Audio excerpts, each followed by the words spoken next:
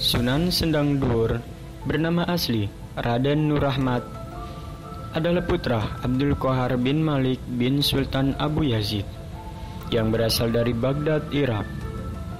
Raden Nur Rahmat lahir pada tahun 1320 Masehi dan wafat pada tahun 1585 Masehi.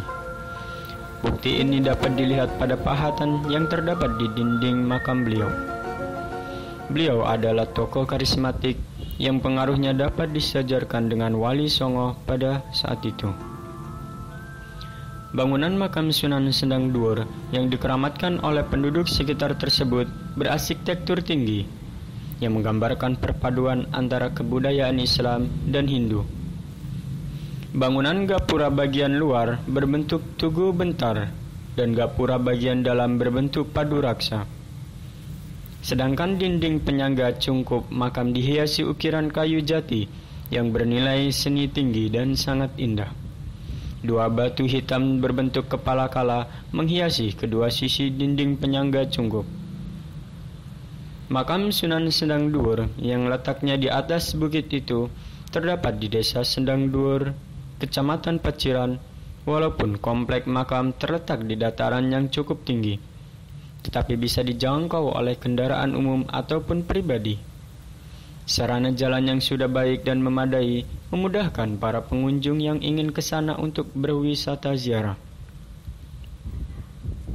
Cerita boyong masjid dalam semalam oleh Sendang Duur. Situs makam Raden Nur Rahmat alias Sunan Sendang Duur makin ramai pengunjung setelah berziarah. Mereka ingin melihat peninggalan bersejarah salah satu sunan berpengaruh dalam syiar agama Islam di Jawa itu. Sejarah penyebaran agama Islam di Pulau Jawa tidak bisa dipisahkan dari sejarah Sunan Sendang Duur. Bukti peninggalan makam dan masjid kuno memberi jawaban bagaimana kiprah sunan yang makamnya terletak di Desa Sendang Duur, Kecamatan Paciran, Kabupaten Lamongan.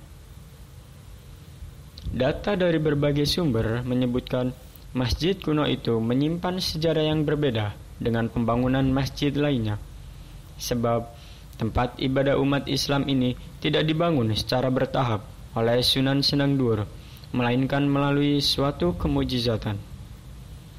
Ada yang mengatakan Sunan Sendang Duur sebagai putra Abdul Qahar dari Sedayu Gresik, salah satu murid Sunan Derajat. Ada pula yang menyebutkan Sunan Sendang Duur adalah putra Abdul Qahar, tapi tidak berguru pada Sunan Derajat.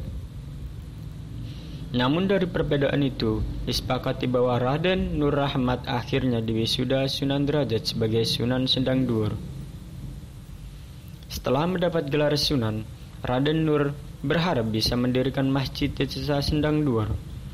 Karena tidak mempunyai kayu, Sunan Derajat menyampaikan masalah ini kepada Sunan Kalijogo yang mengarahkannya pada Ratu Kalinyamat atau Retno Kencono di Mentengan, Jepara yang saat itu mempunyai masjid.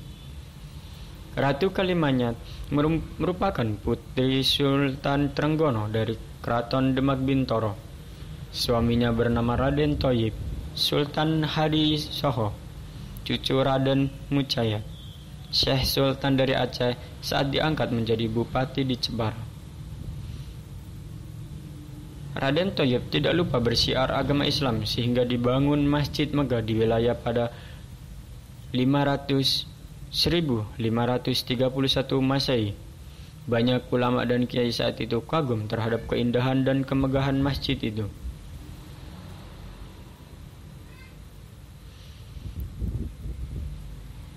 Ajaran relevan dari masjid inilah Sunan Sendang Duur terus melakukan syiar agama Islam.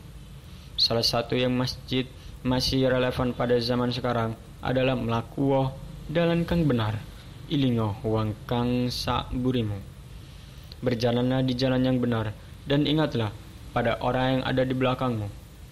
Ajaran Sunan ini menghimbau pada seorang agar berjalan dengan jalan yang benar, dan kalau sudah mendapat kenikmatan, jangan lupa sedekah.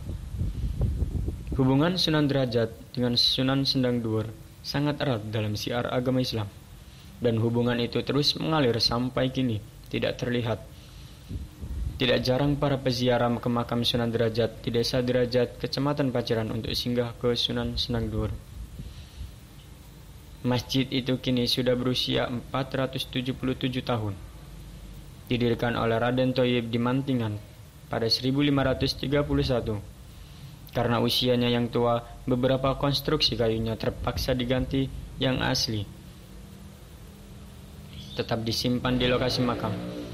Di sekitar masjid, meski masjid kuno disempat dipugar, arsitektur masjid peninggalan wali ini masih tampak dan bergambar kebesaran pada zamannya. Bangunannya menunjukkan Hinduistis masih tampak di masjid dan makam. Meski halaman dan makam menyatu, masjid ini mempunyai halaman sendiri-sendiri.